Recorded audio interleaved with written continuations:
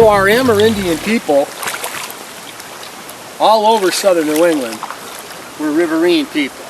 They were doing what I'm doing right now much of the year. They were fishing. And they weren't about catch and release.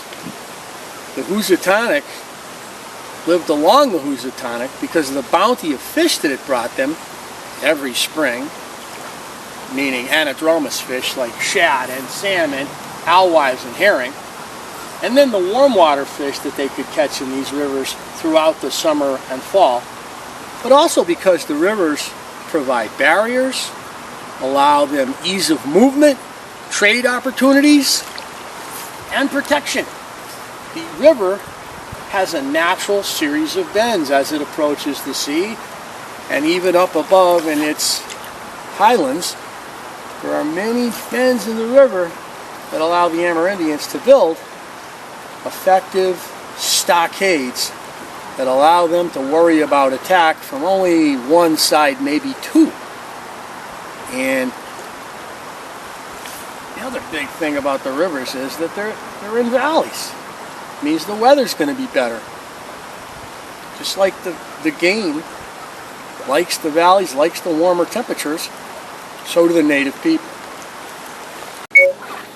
Now, one thing I always do in the summer, well, starting in May, as the river goes down, is I always look at the areas that have been eroded away, like what we have here, a pebble spill. And I like to look at these areas with the eye of a headhunter. So that means I want to see if I can find anything down here that might have been flecked or chipped.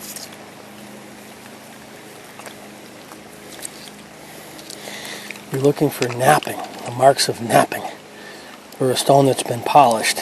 There's an old brick right there. So it's something I always do. Fishing's been a little slow right now, so take a moment. Oh, that might be a hammerstone right there.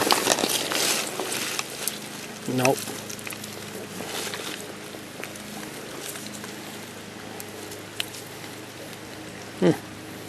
There's a geode.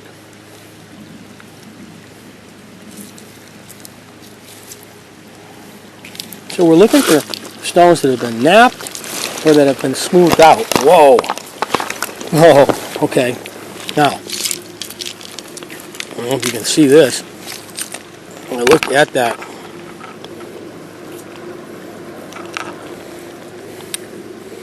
that's a stone axe, hematite. That is something special right there. It's pretty clean. It's like the flood must have washed it clean, but that right there, I mean, how long has that been laying at the bottom of the Housatonnic River? Well, this isn't staying here. I'll be bringing this home for the collection. Maybe something else too.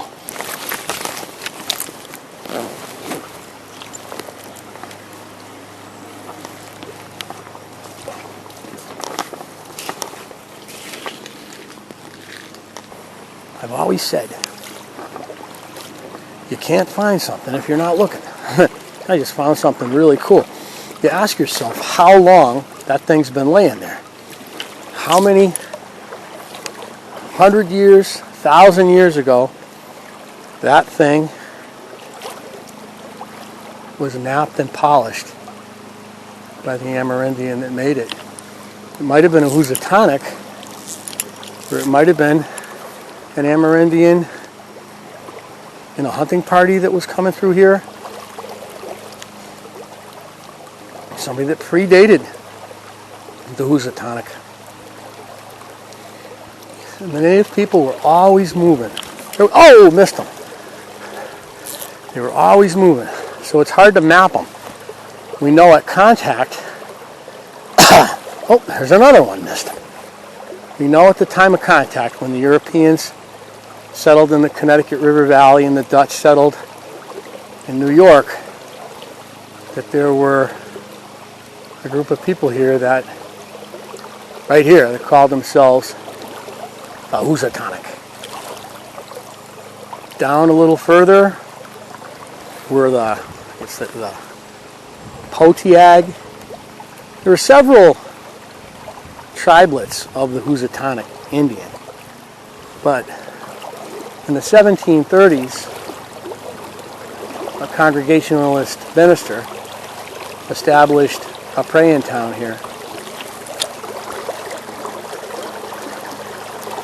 to convert the Amerindians living here, the Housatonnic, to Christianity, and they became the Stockbridge Indians. And they lived right just south of the current town of Stockbridge until just after the American Revolution, where they served with distinction, by the way. They served so well that they ended up being asked, well, I don't know if they were asked, but they ended up leaving. They went west to central New York, land that the Iroquois had owned prior to the war. The Iroquois made the mistake of siding with the British, and the Americans won. And the Stockbridge were an Amerindian people that were allied to the colonists, and they were rewarded. The Housatonnic River, which was their homeland, was kind of slid out of their hands, and they were offered better land out west in Onondaga land, right? And ultimately, I think today they're way out in Wisconsin. It's really annoying if you think about it. But like I said, we don't know if they were the original, well, we know they weren't the original inhabitants of this area. So maybe the axe I found was a Stockbridge axe. And maybe the axe I found was the axe of a Housatonic. And maybe the axe I found was the axe of an Iroquois, a Mohegan. Remember, the Stockbridge Housatonics are part of the Mohican tribe. Well, I'm Euro-nymphing out here. It's getting deep. I really rushed this. I shouldn't have. Because I'm all psyched up because I found that axe head.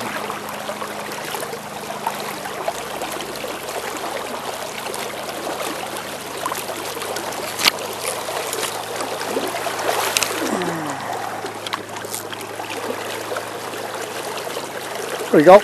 Brown trout right here. Right on the edge. Finally. Little guy. Little brownie.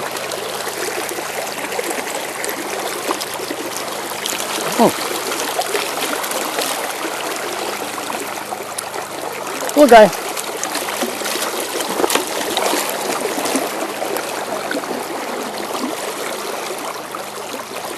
There he is, little guy. One of the smallest browns I've ever caught here. And there he goes.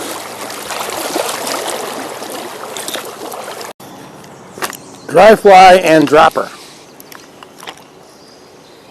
Is it a smallmouth or is it a brown? Hard to say.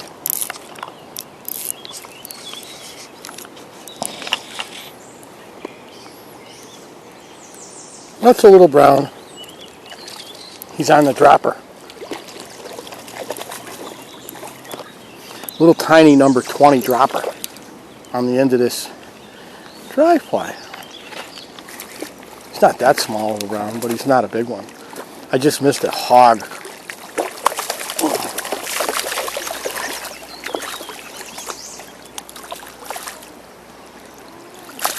I'll leave him right in the water. And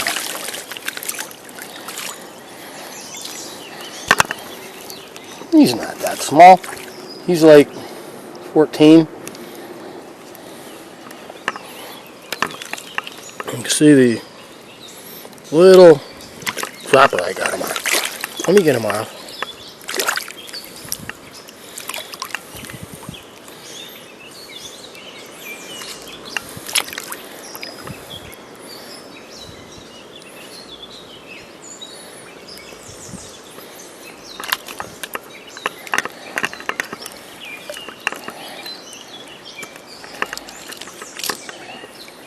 There he is.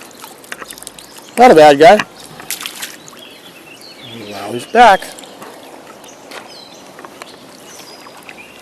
Gotta be careful of your trout at this time of the year. It's a hot day. He did me a favor. He hit. I wanted to take a picture of him with my camera, but I was like, nah, it's too hot. He's hot. Let's see if there's any more. I don't think I spooked the pool. I see him rising right there. See, on the other side of that fast water. Oh, that was a nice one that just came up. Oh, there's a bunch of them there.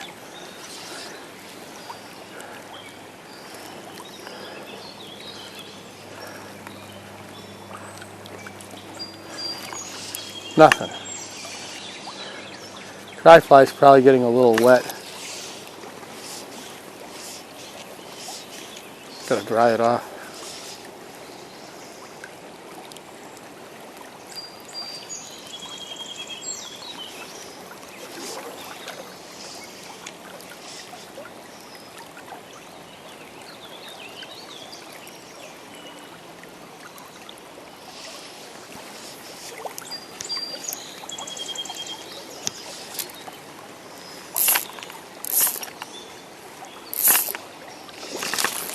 There's another one. Nice hit. Nice hit right there. He buried it. Well, I don't know what we're looking at here. Not a small one, based on that hit. Get the line back on here.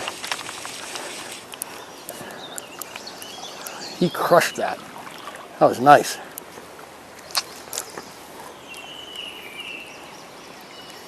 Housatonnic River. It's a great river. I got to get him in quick. I don't want to wear him down in this heat. I mean, it's not freezing cold yet, but it's not boiling hot yet. The water temperature is probably 72, but it's right where you don't really want it to be. You're right on the edge. Oh. I can't milk. I can't really yank this guy in. He's giving me a fight.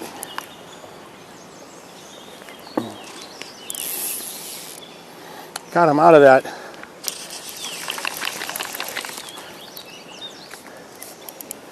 There he is. He's on the dropper too.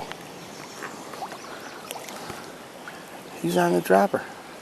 So the dry fly is just working as a bobber. And it's bringing them right over the trout who are hitting the dropper.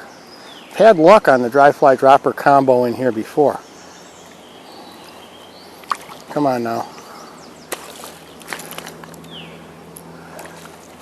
Don't want to put too much pressure on him.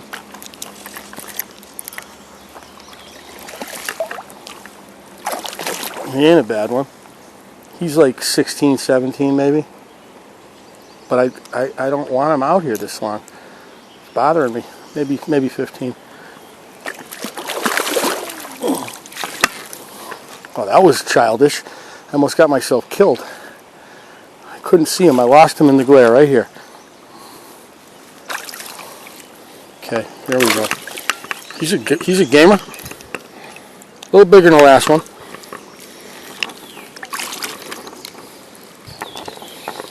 He's going to need to be revived. It's a beautiful fish. We'll revive him. You let him swim. There he goes. I was a little worried about him. He was a little skunked.